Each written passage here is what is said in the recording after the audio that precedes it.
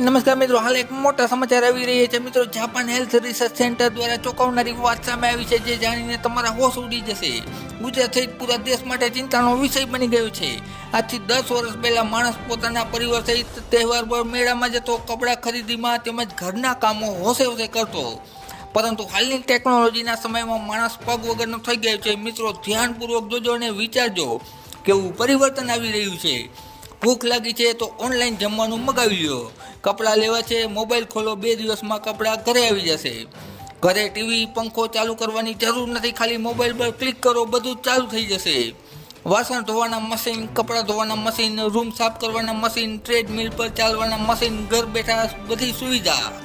પૈસા ફેંકો, તમાશા દેખો, પણ હકીકતમાં મિત્રો સુવિધા વધી જાય, સુખ નહીં. તમારું બાળક આ બધી વસ્તુઓ જોવે છે, જેના હિસાબે આવનારા સમયમાં બાળક સાવ પરાવલંબી થઈ જશે.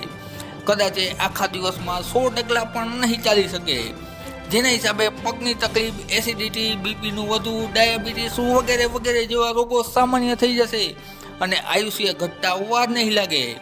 હાલનો સમય યુગ, મોબાઈલનો યુગ સારો છે, કામ ફટાકે થાય છે, પણ આડેધડ ઉપયોગ શરીર માટે મીઠા ઝેર સમાન છે.